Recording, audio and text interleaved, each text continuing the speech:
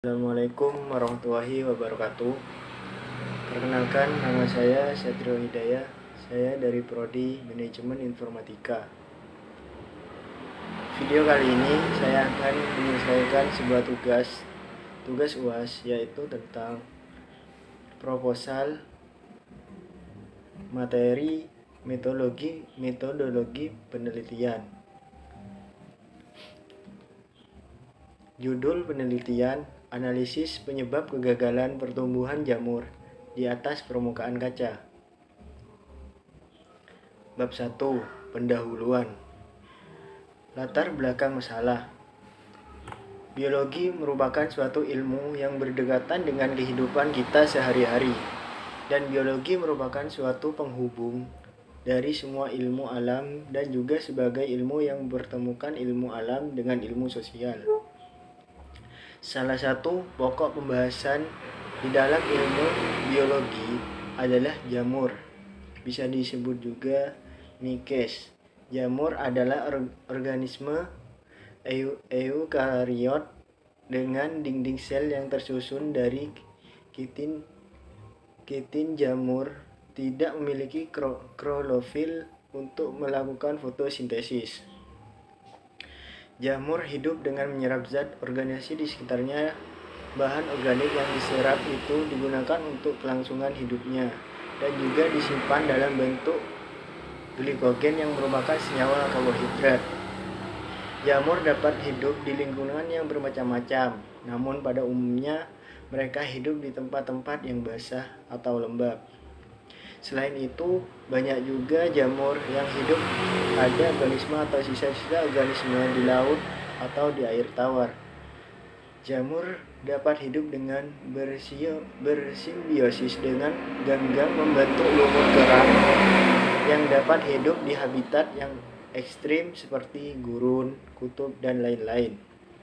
Secara alami, jamur memperoleh nutrisi untuk tumbuh berupa zat organik secara heterotrof dengan cara menyerap sisa-sisa organisme pada jamur yang bersifat saprofit dan organisme lain.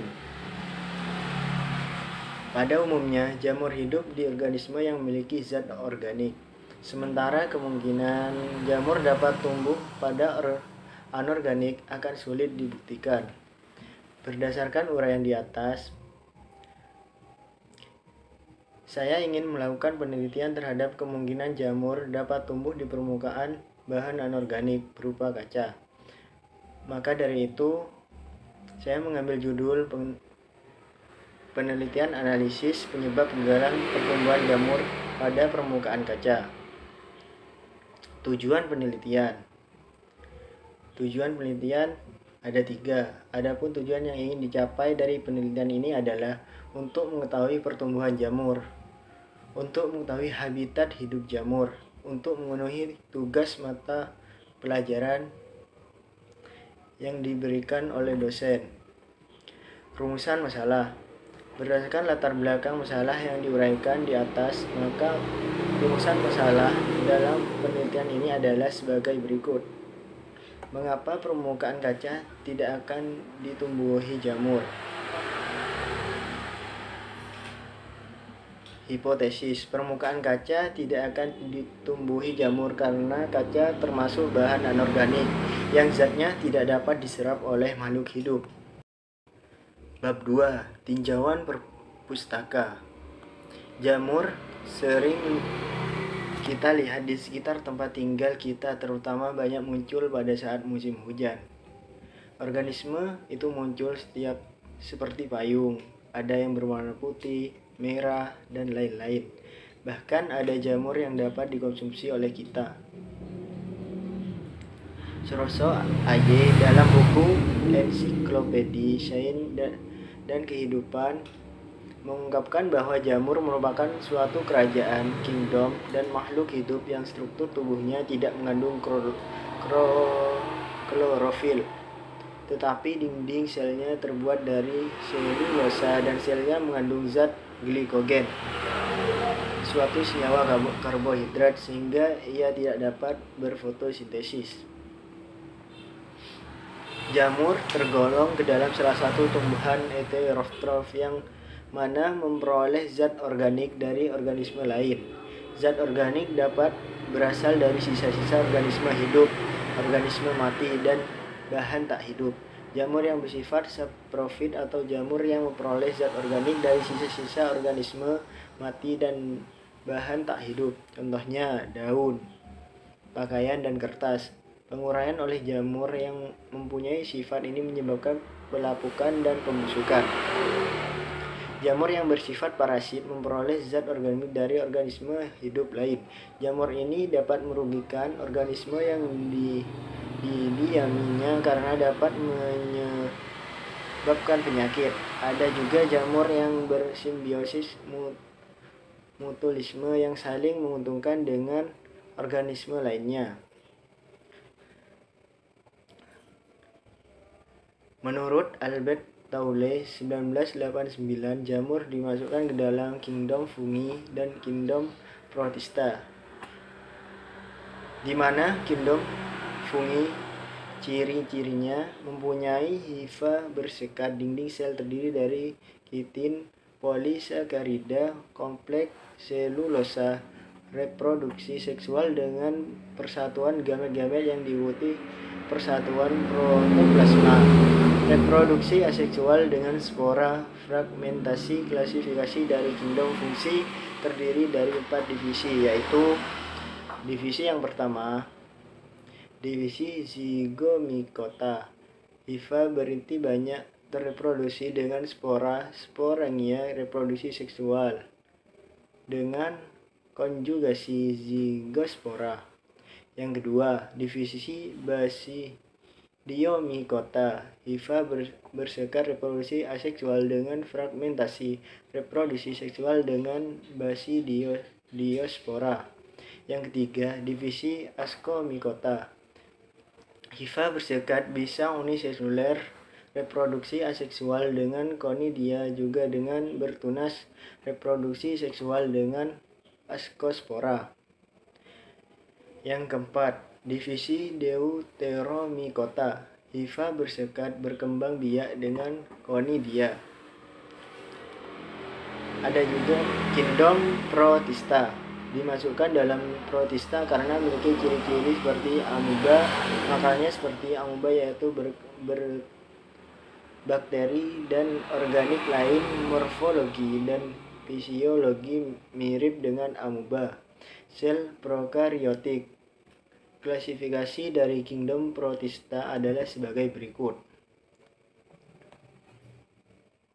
Yang pertama, phylum Acrasiomycota. Terdiri dari Micamuba, reproduksi dengan sporanya, tubuh seperti Pseudosplasmodium, sel eukariotik. Phylum Mycomycota. Ciri berupa plasmodium yang mempunyai banyak inti, berkembang biak dengan sporangia. Yang ketiga, phylum Chytridiomycota. Tubuh berupa benang-benang hifa, dinding yang pasti, inti eukariotik, menghasilkan spora kembara, khusus menghasilkan sel berflagen plasmodipetas. Bab 3. Metode penelitian. Dalam penelitian ini kami menggunakan metode library seeking dengan telah pustaka, yaitu penelaah perpustakaan dengan mencari data-data atau keterangan dari berbagai buku yang berkaitan dengan masalah yang akan dibahas.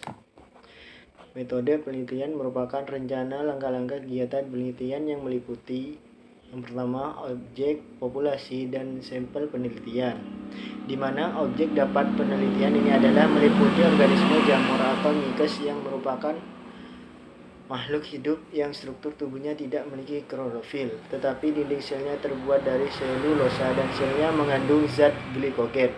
Dengan alat perkembangbiakannya merupakan spora dan hifa.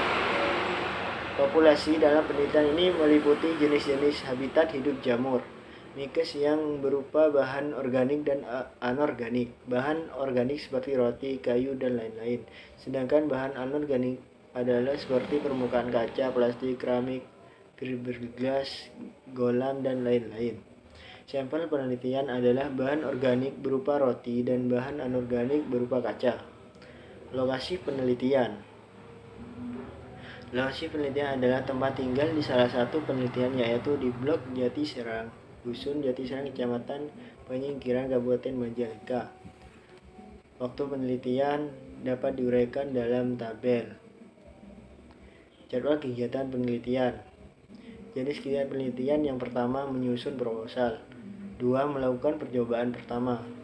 Yang ketiga, menganalisis hasil percobaan pertama. Yang keempat, melakukan percobaan kedua. Yang kelima, menganalisis hasil percobaan kedua.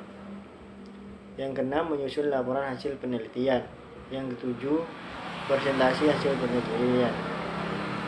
Presentasi hasil penelitian.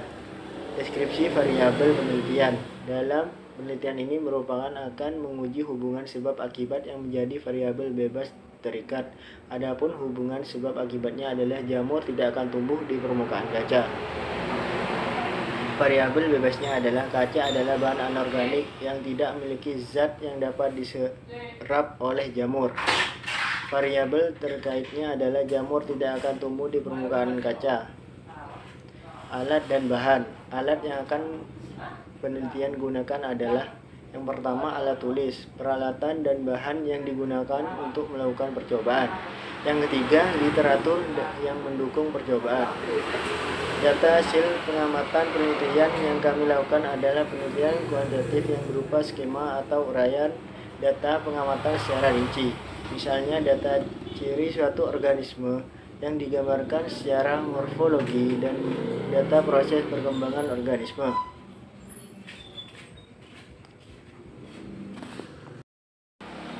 Bab 4. Kesimpulan, di mana saya menyimpulkan dari hasil penelitian, jamur tidak dapat tumbuh selain di bahan organik, seperti halnya kaca yang tak dapat ditumbuhi jamur meskipun di tempat yang lembab, yang biasanya ditumbuhi jamur karena kaca adalah bahan anorganik.